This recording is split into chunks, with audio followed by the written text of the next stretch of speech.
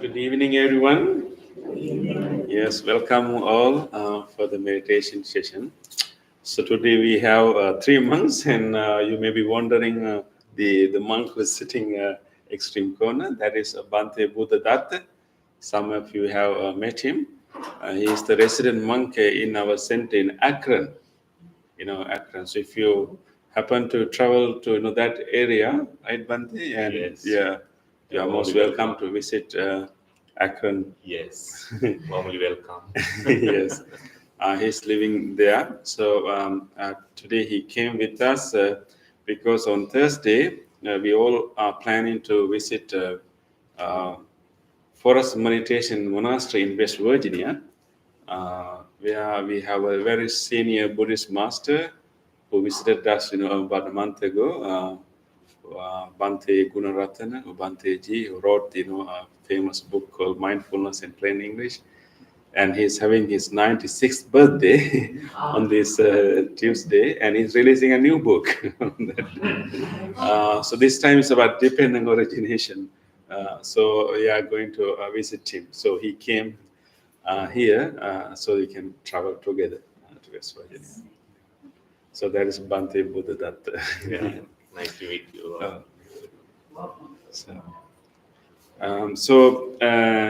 I was also away for about 10-12 days. I was on a pilgrimage in India, visiting historical sites related to the life of the Buddha. So it was such a learning and inspiring and emotionally very touching tour for me.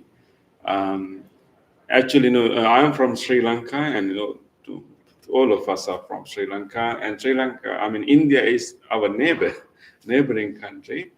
But for some reason, I didn't get a chance to visit those places until last week. Bhante, both of you have visited, right? Both of them have visited those places. But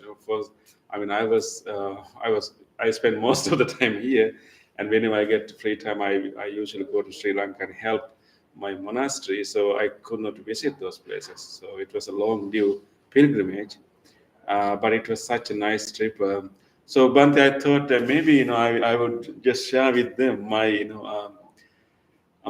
experience that maybe may be beneficial to you. And they will decide to come with you after hearing. Yes, yeah, but it will take a long time.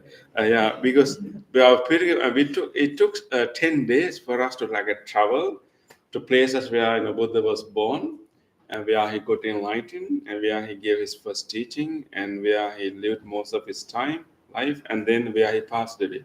So just 5 places, but took 10 days by bus. Many hundreds of miles. So it shows that what kind of area that Buddha might have traveled during his time.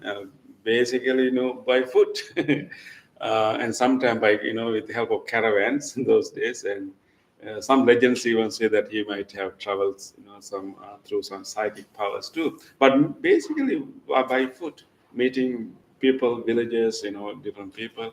But it took for us 10 days to go by bus, the area to cover main incidents of his life.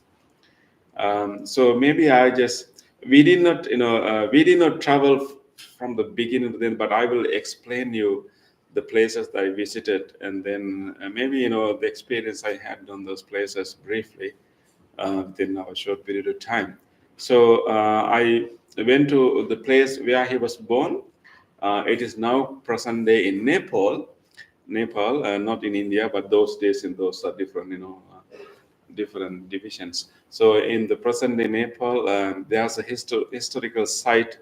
After he was born on a park, because his mother, when she was pregnant and when is about, when his term is maturing, and she wanted to deliver the baby in her parents' house. So she was traveling from the palace to her parents' palace, because on the way, baby came out. So the Buddha, we call baby Siddhartha, before becoming the Buddha, he was born on a park on the way. So it is still in an open space, but after that, people, after Buddha became the Buddha, and people start to reserve that place and start to venerate, and they have built a small, maybe like a kind of temple. It was named after his mother, Maya temple, or Maya Devi temple. So now it's a very ancient historical site. So it is covered, so we can go inside, and then and they have reserved a place that they believe that the place actual birth was happened. But the actual historical, because we are talking about few hundreds of history, few thousand years of history. So they told us actually a few meters down, you find the ruins of 6th century BC building. So, but right now it's like above the ground. So, so I was there, and we meditated on that place, and then from there actually we went to the palace that he used to live.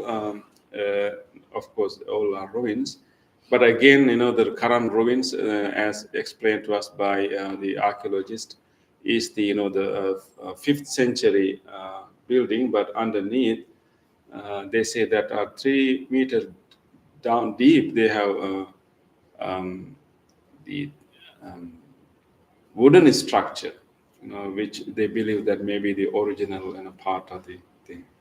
But anyway, so in that palace there are 4 gates, north gate, south gate, east gate, and western gate. So it is believed that as Prince Siddhartha, when he was 29 years old, he left the palace to become a seeker, become an ascetic, looking for the solution to deep, real problems of the life. He want to find solution to suffering, human suffering. So it is said that he left his palace from the western gate. So we all went to the western gate. It is not a very humble, simple place because it's an archaeological site. But one of our friends told us, actually, Bhante, this place should be a very historically important place because this is where everything started. Because he left the palace on that day from the western gate, we got a spiritual teacher. Otherwise you could have been one of the kings. Nobody knows. But so it was a nice place. I spent time in that gate. How he should have left. So that was Nepal. So then we traveled back to India. and then there was also area where he, the forest area where he practiced meditation for many years, and also learned from other meditation teachers. And then, of course, he was not fully satisfied with the available teachings, although he was benefited from those techniques. And Buddha was more interested in finding a transformation of the mind that can stay without trouble, even out of the meditation, because he was able to learn deep techniques of meditation from previous teachers who are also doing the same practices. They were able to find the techniques that once you are in the meditation, you are deeply peaceful, calm, and there's no issue. But when you come out from the meditation, you are back again to the same world. So the Buddha was really finding a technique how we can actually transform our mind, that even when you are out of the meditation, you can handle everything that is coming your way, that you can still maintain equanimity even when you're outside of the meditation. That was what he was looking for. So he was not able to learn that technique from the previous teachers, so he started practice by himself. And initially, he practiced all extreme forms of asceticism, self-torture, penance. And so we went to that area, where he practiced those things, in the cave area. And then from there, we went to where ultimately, and of course, he gave up all the austerity practices and follow what we call the middle path. Middle path, which means like taking care of the body, not to deny or torture the body, but because those days the belief was that body is a burden for realization. So body, you have to like overcome the body. But later he realized that actually body is not a burden, but actually body can be a tool to develop the mind, to have enlightenment. So that is how he found the middle path. And then he was taking care of the body, but using the body as a tool, as a place to establish our awareness, and from there, develop deeper states of consciousness. So then I went to a place where he got enlightened, that ancient Bodhi tree. Actually, that is the only place that is still active, still active as a religious place right now. All other places are historical sites and controlled by archaeology, Department of Archaeology. But the way he got enlightened is a very active temple. So a lot of people.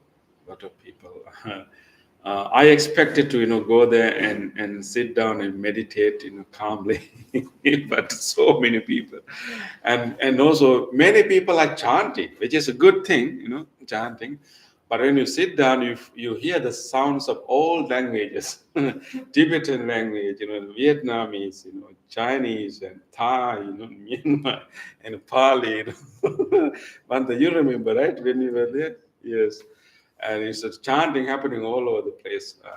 But it's still a different experience, right? And then, but anyway, when you went to that place where I got enlightened, I think it's a very special place.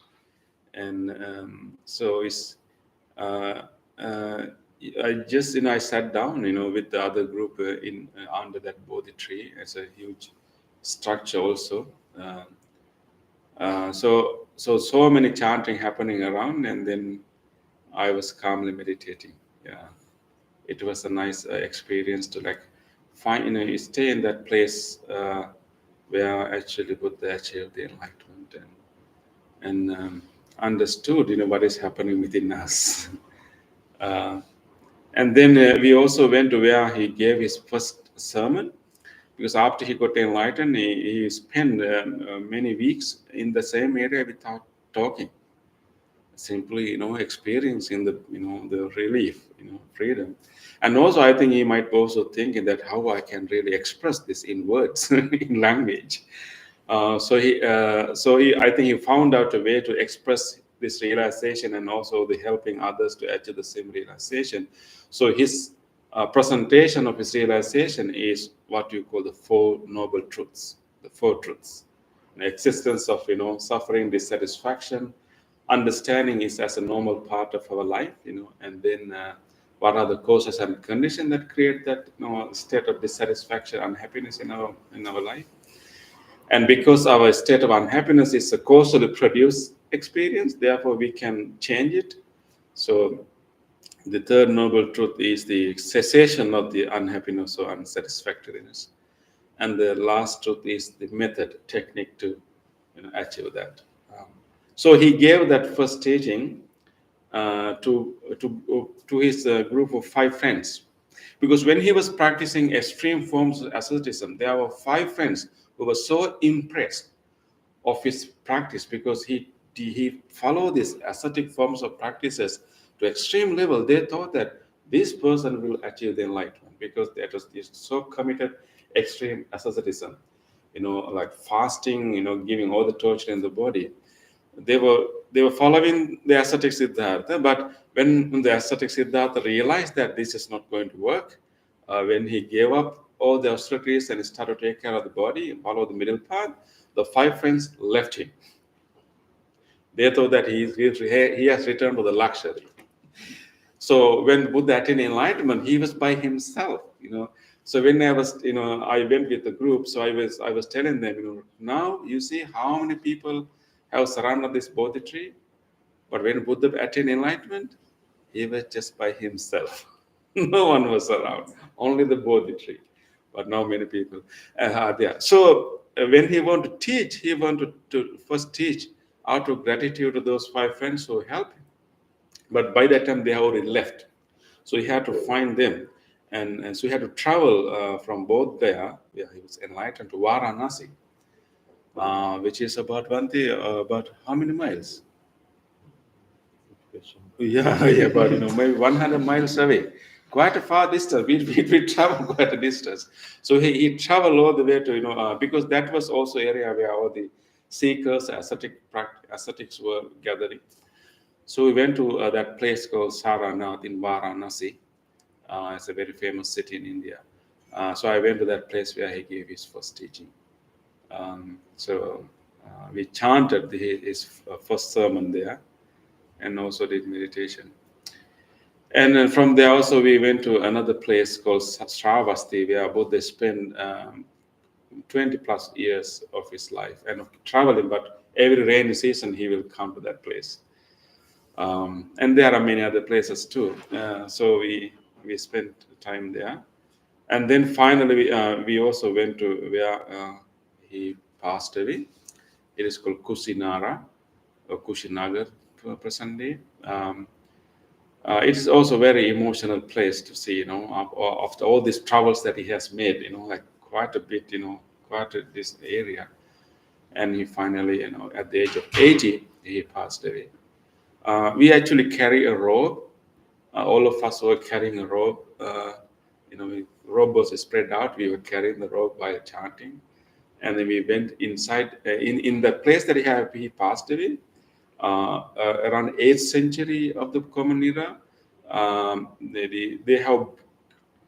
They have carved the statue of the Buddha by stone in the portion of his passing away. He's lying down. So you can see almost the statue, almost like he's passing. So we carried that robe while chanting, and we went inside that place, and then we actually cover his body with the robe that we brought. That's a common practice that many people are doing. So when I do that, I almost my tear burst out, just to cover his body with the robe. So that was a very emotional moment for me. So after traveling all these places, one important lesson keep coming back to me is that because in India there are so many other divinities, other you can say gods or divinities, and but Buddha was a human being. He was born as a human being. He lived as a human, but of course he managed to develop his mind that transcends ordinary human weaknesses. So his life, kind of shows us that the height the human mind can achieve. The height the human mind can achieve. So we all have that capacity. We all have that what you call Buddha mind, or Buddha nature. We all have that seed. Just like any seed of a tree has the potential to become, big trees. We all have that seed. So what Buddha has shown us that, what kind of, evolution is spiritual evolution, what kind of height we can, achieve in our life. So although we may not achieve the all the way, at least we can, um, we can open up ourselves even a little bit, of that potential. That will be so beneficial to ourselves and many others. So there are so many things, but I'm still living in that memory, visiting those places. It still really encouraged me and inspired me a lot to look into my own mind and then understand the huge potential that we all carry, and then we can gradually manifest those skills within ourselves. So we are not limited by our body. We are not limited by any other labels that are given to us. We are not limited by any other categories. Even we are not limited by our gender or whatever things. They are simply temporary labels. What is inside of us is such a powerful thing. So the meditation is one important way that we manifest that a deep potential within us. We can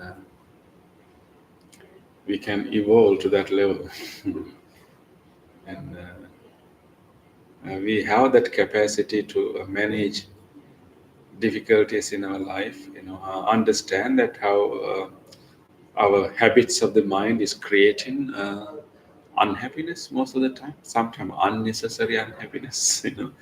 And about those patterns, habits are learned habits. They are not necessarily inherent part of us. Most of the patterns and habits, the way we think, are learned habits, unconsciously learned habits to our from our childhood, and maybe even before that. But those patterns can be changed, and so because they are not inherently part of us, but the learned habits, so we can unlearn them. And what we are doing here is unlearning them and also developing wholesome capacities that we have. The loving kindness in one such capacity. So we are growing and developing. It's like a seed that we have, so we manifest it to whatever level we can. And so that's what I like to share with you.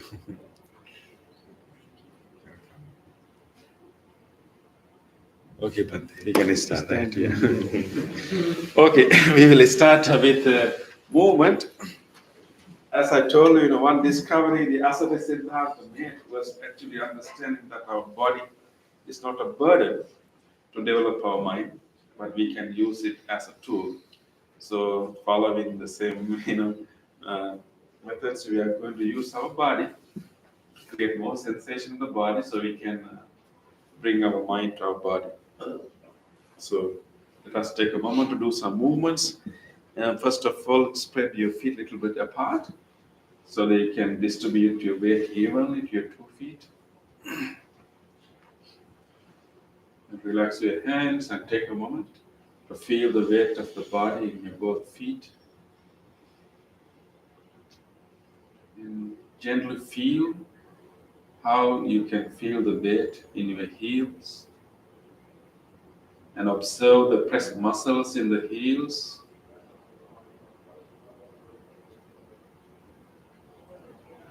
And try to enhance that awareness even to the front part of your feet. See whether you can feel the toes there.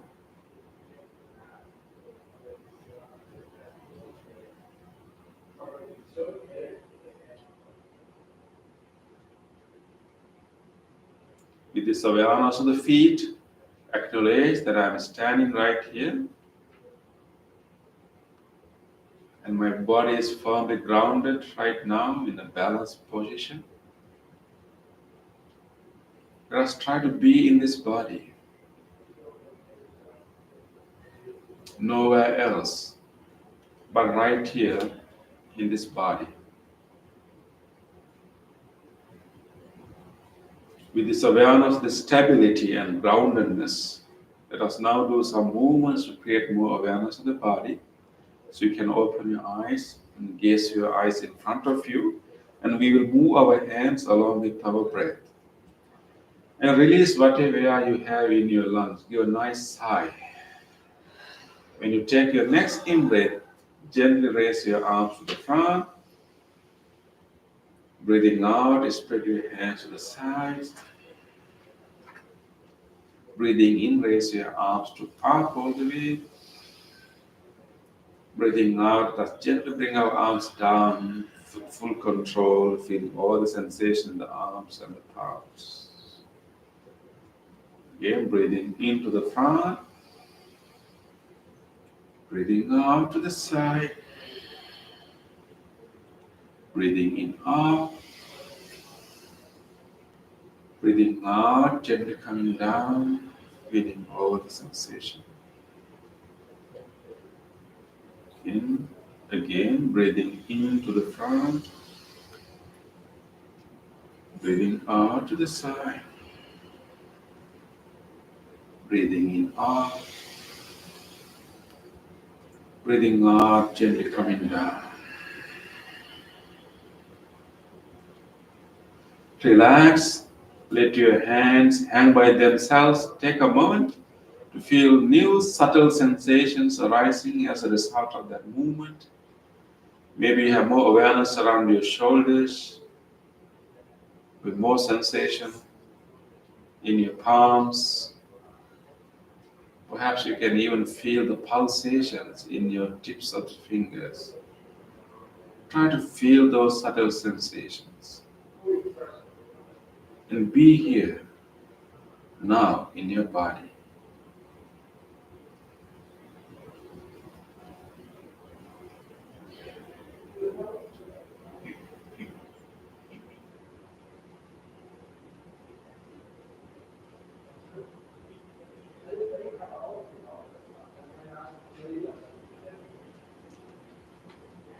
Let us do the next movement, opening eyes again.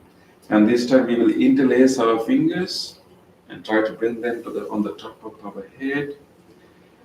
And we will try to stretch our body with our breath. Release whatever air you have in your lungs. In your next in-breath, breathe in, turn the palms up. Breathing in, stretch your arms as much as you can. Do a nice stretch your spine. Breathe out, palms down, come back and rest. Breathing in, arms up, stretch, and stretch and stretch. Breathe out, palms down, come and relax. Again, breathing in, stretch and stretch. Go taller. Do a nice stretch your spine too. Breathe out. Release the air, come down and rest. Again, breathe in, straight. But this time when you breathe out, let's try to turn our body to right. Breathing out, turning the body to right. Breathing in, come to the middle. Breathing out, let's go to the left. Breathing in, come to the middle. Breathing out, going to the right. Breathing in to the middle. Breathing out, going to the left. Breathing into the middle. One more time. Breathing out, going in. Breathing into the middle. Breathing out, going to the opposite direction. Breathing into the middle. Now let's gently unlock our palms, and while we're breathing out, gently bring our arms down. Gently, slowly, feeling all the sensations occurring throughout your body. Relax your arms and take a moment to observe new sensation arising as a result of that stretch, that bend. Go around your body and look for subtle sensations, residual sensation arising right now. throughout your arms, in your back, in your lower back, in your rib area, wherever you have some residual sensations. Even more awareness throughout your arms and palms. Let us feel all these tingling sensations.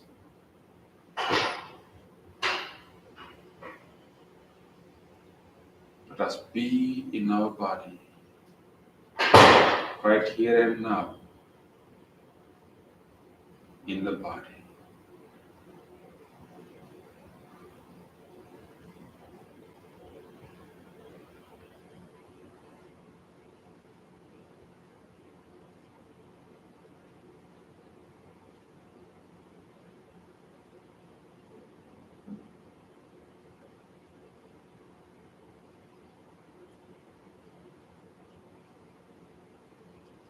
With this awareness of the body, let us now slowly go back to our chairs, ready for seated meditation.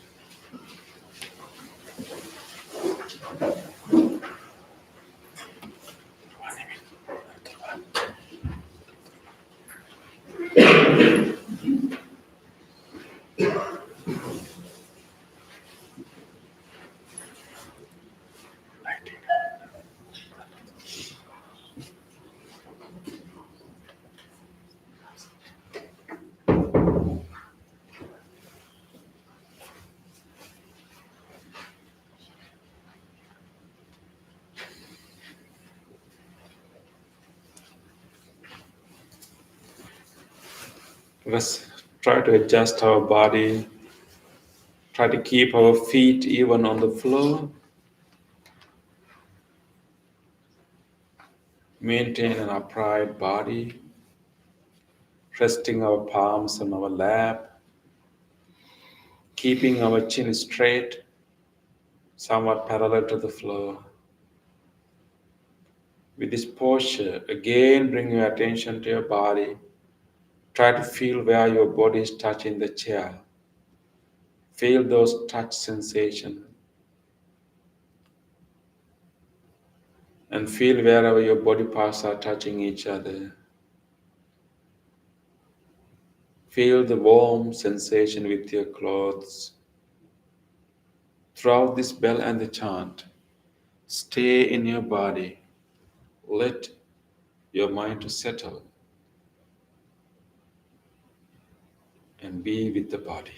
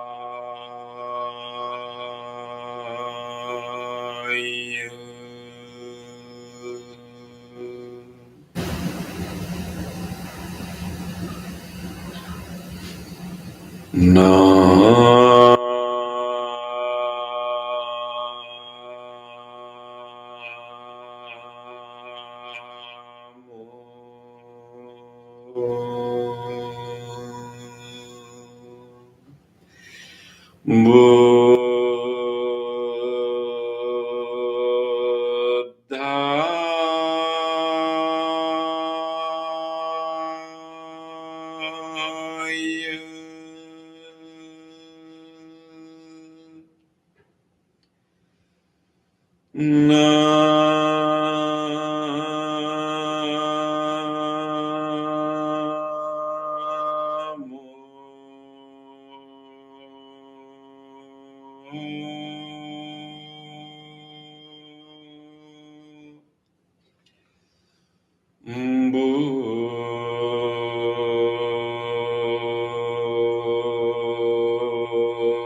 Buddhaya.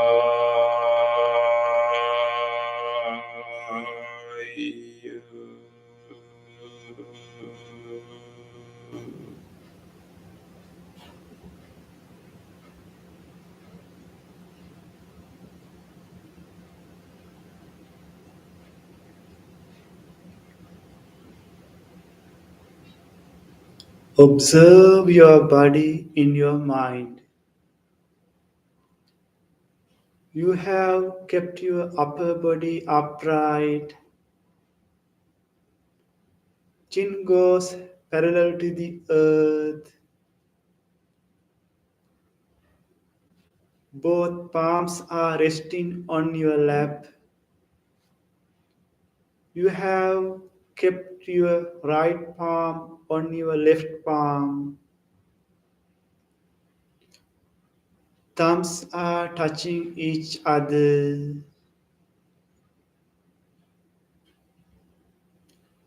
Your eyes are gently closed. You are trying to keep your body in motionless posture. This is your meditative posture. With this meditative posture, feel your head and relax your body. Feel your forehead, facial muscles, both shoulders, and relax your body. Feel your chest muscles, belly muscles, back muscles, and relax your body. Feel your thigh muscles, knees, lower legs, feet, tippy toes, soles of your feet, and relax your body.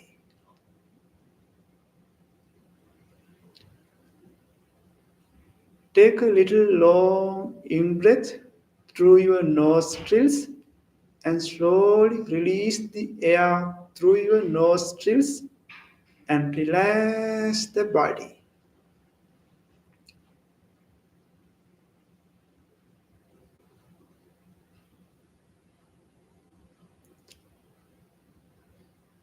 Relax your body.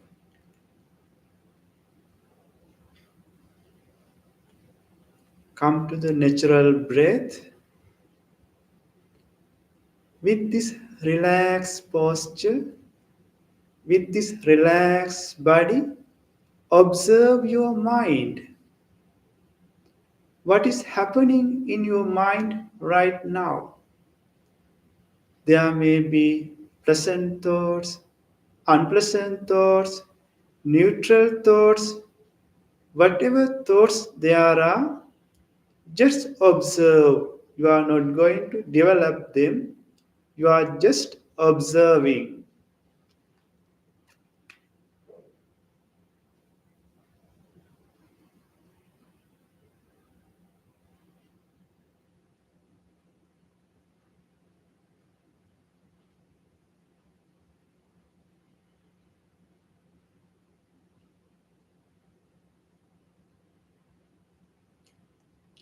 In our minds, thoughts are occurring one after the other. This is the nature of our mind. Various types of thoughts are occurring.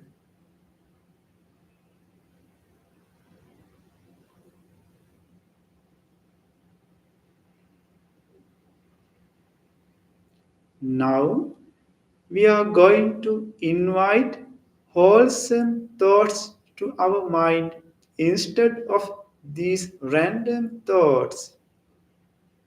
Our mind has a capability to generate thoughts. Our wholesome thought is loving kindness. Loving kindness. What a beautiful thought it is.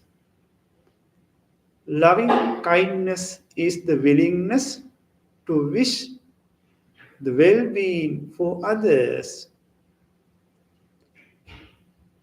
Loving kindness is the immeasurable love to the whole world. To understand the nature of loving kindness, you can visualize a baby is sitting in front of you with a nice smile. Or you can visualize a beautiful flower is in front of you.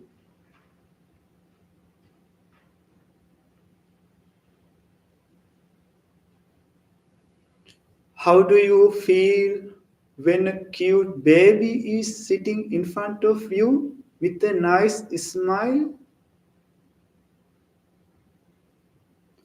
How do you feel when there is a beautiful flower in front of you?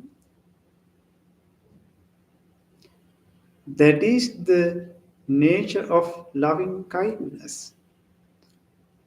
That is the feeling of loving kindness.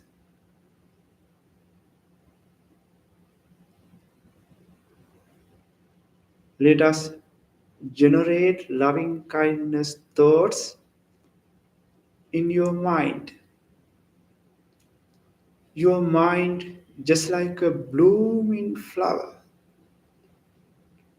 make a genuine wish to your mind, mentally repeating these words.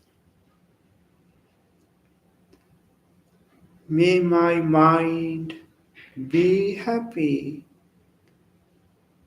May my mind be healthy. May my mind be peaceful. Be peaceful.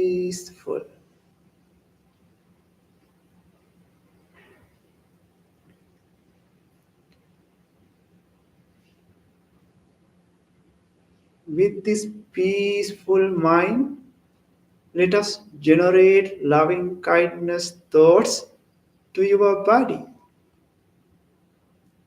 Your body needs your loving care. Your loving kindness thoughts can heal your body. Let us generate loving kindness thoughts to this body, appreciating each and every parts of the body. Generate loving kindness thoughts to your body.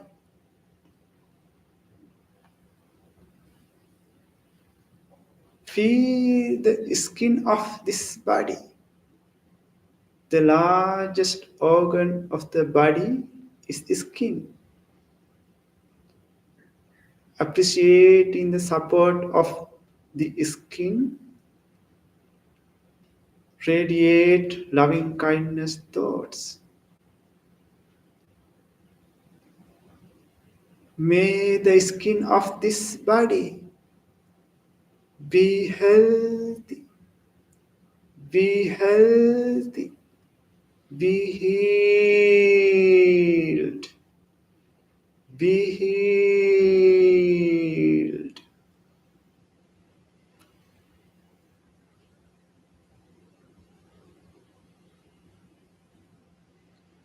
May the muscles of this body be healthy, be healthy, be healed, be healed.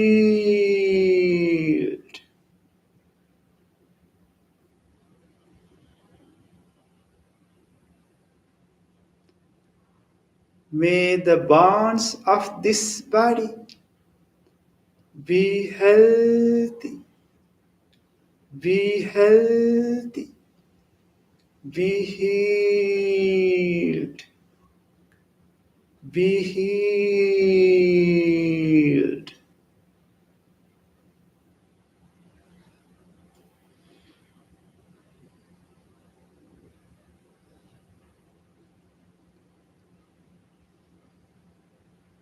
In our body, so many organs are functioning to spend this human life.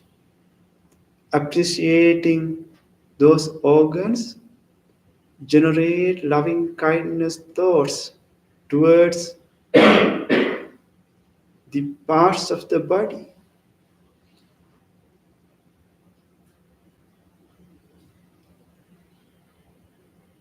May the central nervous system of this body be healthy, be healthy, be healed, be healed.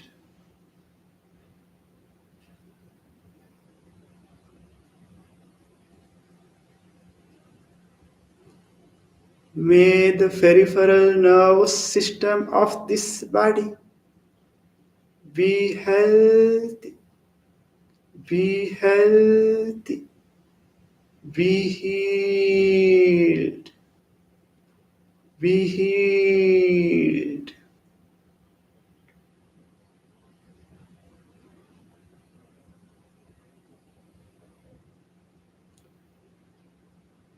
May the respiratory system of this body be healthy, be healthy, be healed, be healed.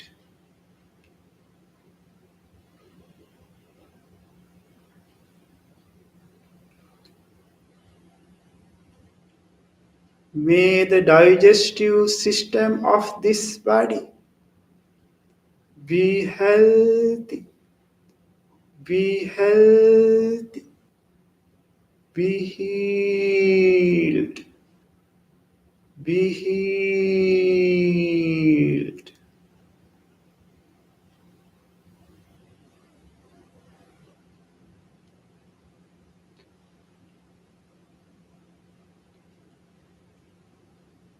May the genitourinary system of this body be healthy, be healthy, be healed, be healed.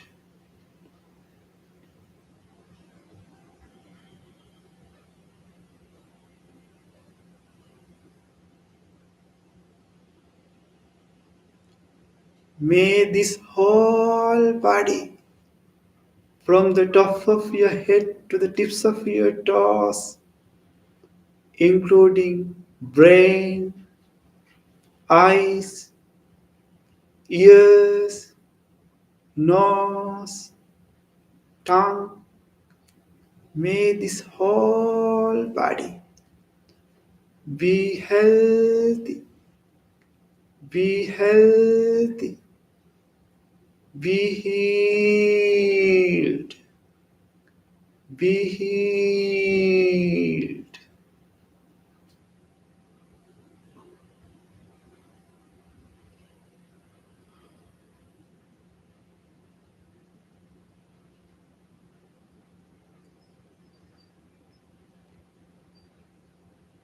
Let us expand these loving kindness thoughts that you generated yourself to other beings.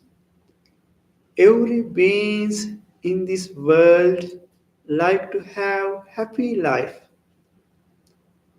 Everyone likes to have peaceful life.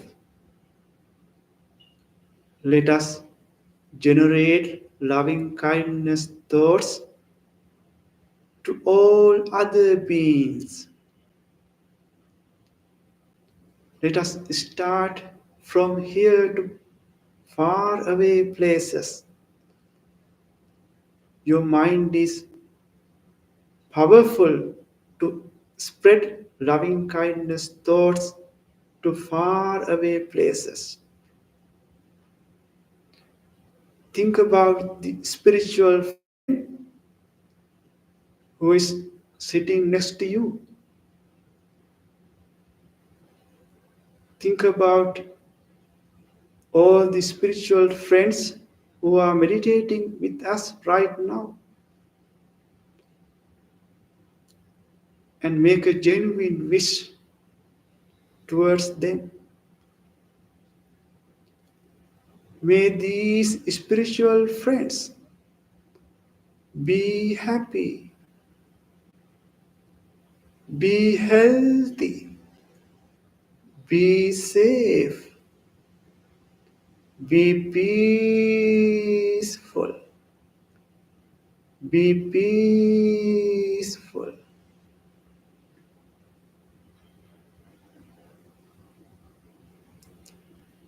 Expand your loving kindness thoughts beyond the circle of these spiritual friends to your beloved family members.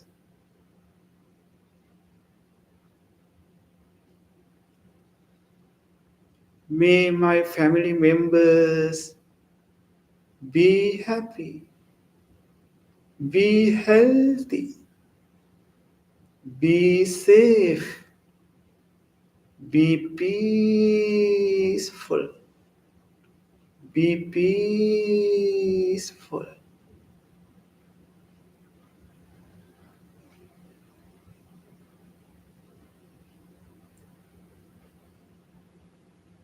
Expand your loving kindness thoughts beyond the beloved family members to your neighborhood. May my neighborhood be happy, be healthy,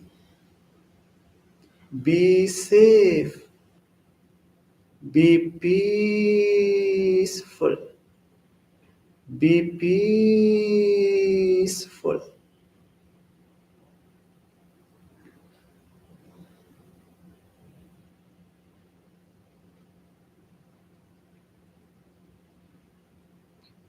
Expand your loving kindness thoughts beyond the neighborhood to the neighboring cities. May all the beings who are living in neighboring cities be happy, be healthy,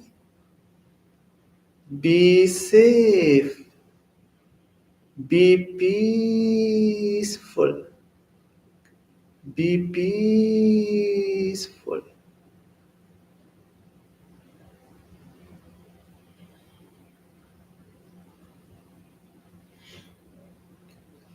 Expand your loving kindness thoughts beyond the neighboring cities to neighboring countries.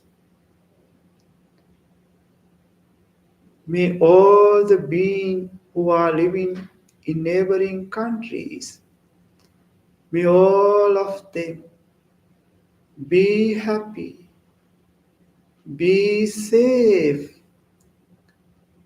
be healthy, be peaceful, be peaceful.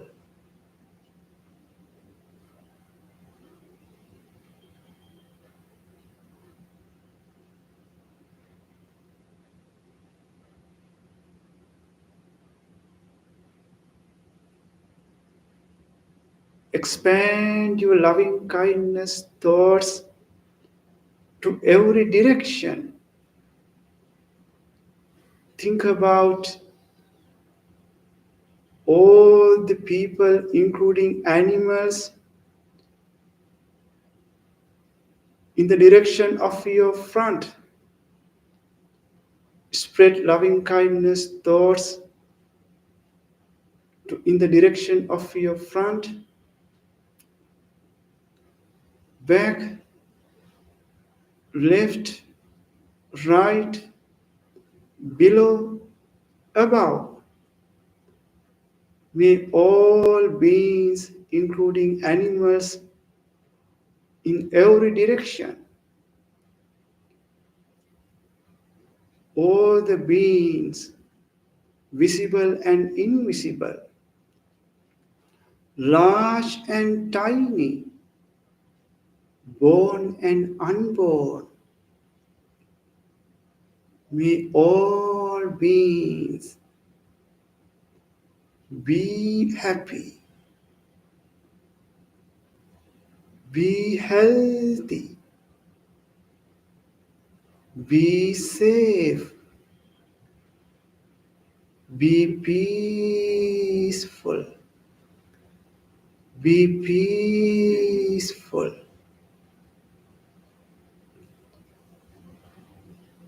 Expand your loving kindness thoughts to the whole universe. May all beings in this whole universe have happy minds. May all of them have happy minds, expanding and generating loving kindness thoughts. Rejoice the feeling of loving kindness.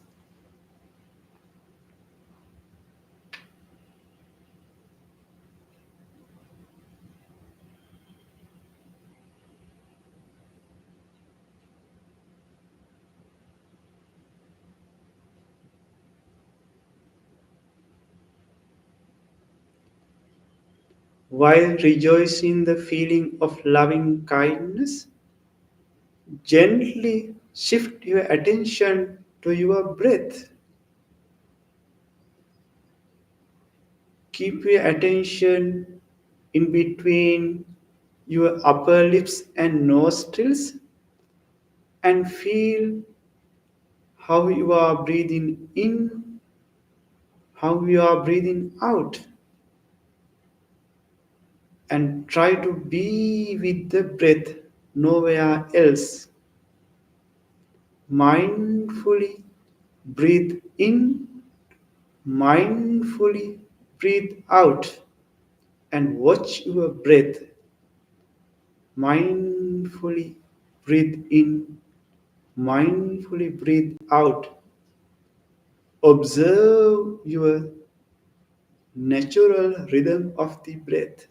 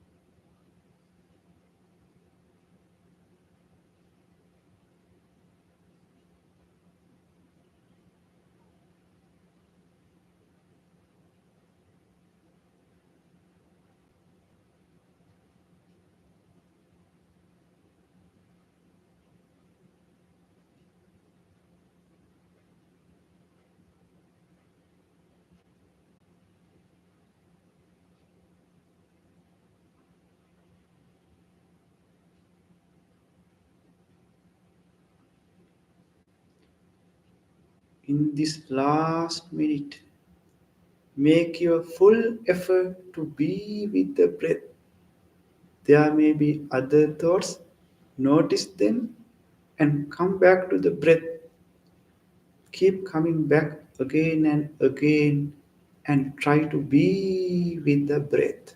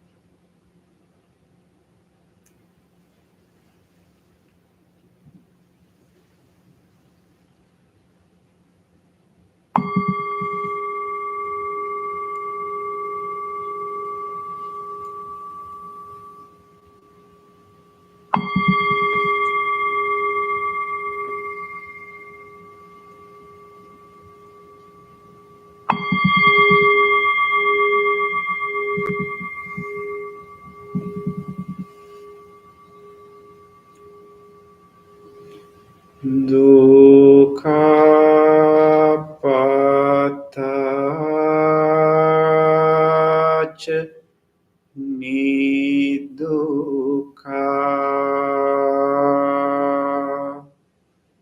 bhayapattach nibbhaya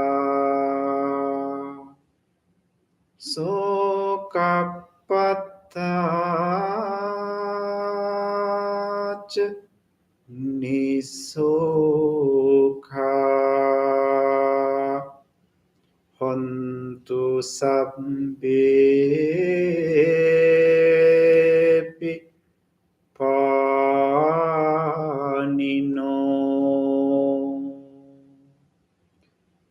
May all those who are suffering be free from suffering. May all those who are in fear be free from fear. May all those who are in grief be free from grief. May all beings be well and happy. Gently come out of the meditation and put your palms together and place them against your chest. And take a moment to feel grateful for this opportunity to have a peaceful meditation in our life. And also feel grateful to all the enlightened masters who passed this wisdom from generation to generation for us to practice today. And also feel grateful to anyone who helped you to practice this meditation. The staff of the Open Library, the people who arranged and organized this place, and also feel grateful to even these non-living things, including these chairs, this bell, this device which connected you from your home. Appreciating each and every support that we received with deep gratitude. Let us say sadhu 3 times. Sadhu, sadhu, sadhu.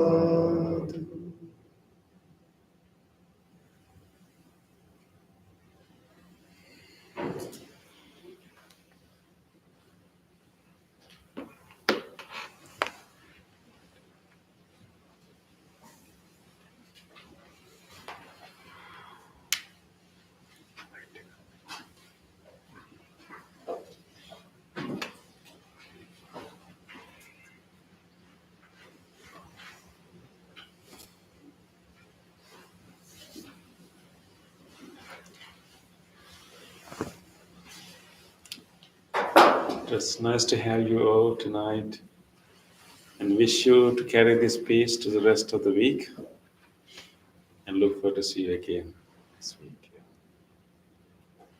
Have a great weekend.